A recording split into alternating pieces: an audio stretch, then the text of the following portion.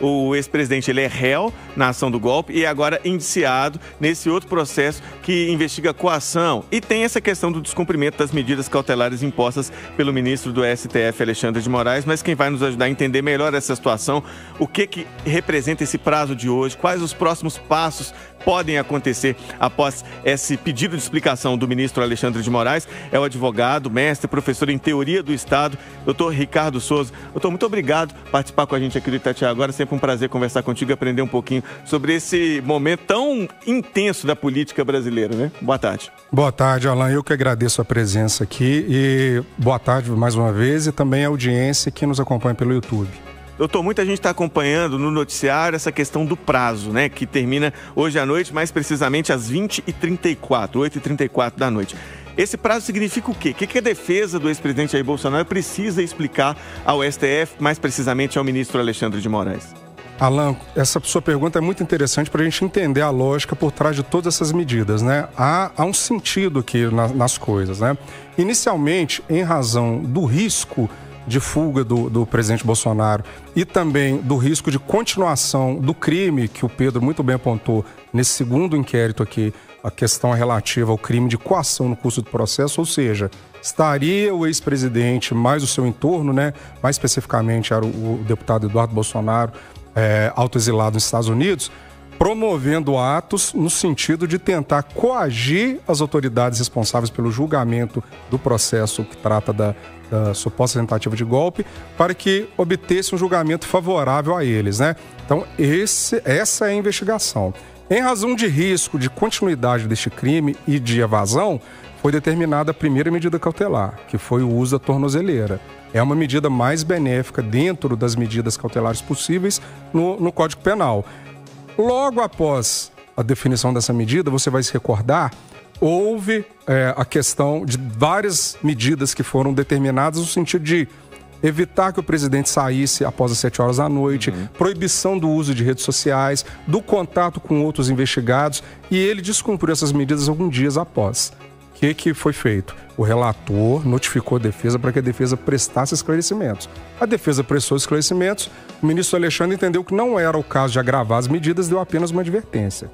Novamente, passadas algumas semanas, se verificou o descumprimento dessas medidas quando houve aquelas manifestações no início de agosto. Porque ele participou através de videochamada, né? Que foi considerado um descumprimento. Utilizando redes sociais de terceiros também. Em razão daqueles atos ali, a medida foi agravada e foi determinada a prisão domiciliar. Naquele momento, do ponto de vista técnico, até o mais correto deveria ser a decretação da prisão preventiva e depois a conversão da preventiva em domiciliar.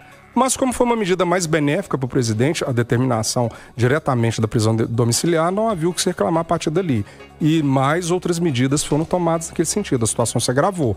Ele passou a não poder usar redes sociais de forma alguma e aquelas medidas anteriores continuavam, né? Não poder comunicar com os outros réus. E ele passou a ser preso. Até mesmo a visitação dele dependia de autorização do ministro. E agora, com essas novas atuações da Polícia Federal, se verificou que uma série de descumprimentos foram tomados. Ele mantinha contato regular com os outros investigados, notadamente o seu filho, o deputado Eduardo Bolsonaro.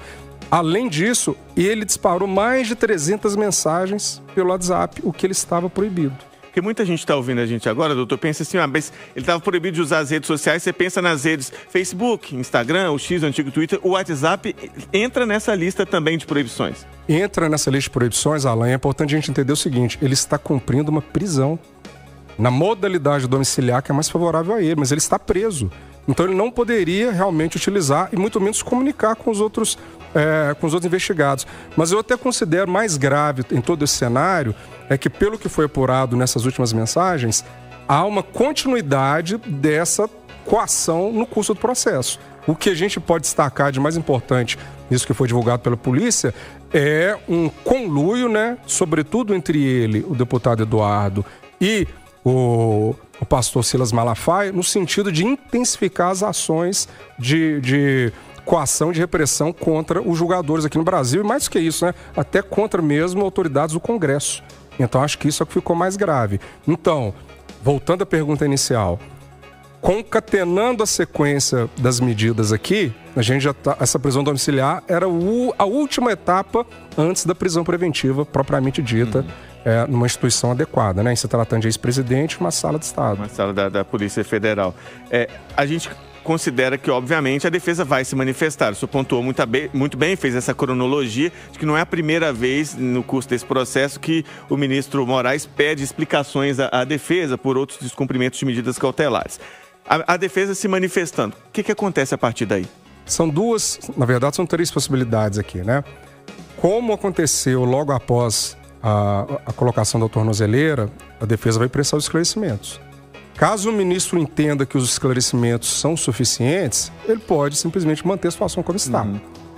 Caso ele entenda que os esclarecimentos não são suficientes para justificar o comportamento do ex-presidente, ele pode aplicar uma advertência ou pode de imediato converter essa prisão domiciliar na preventiva.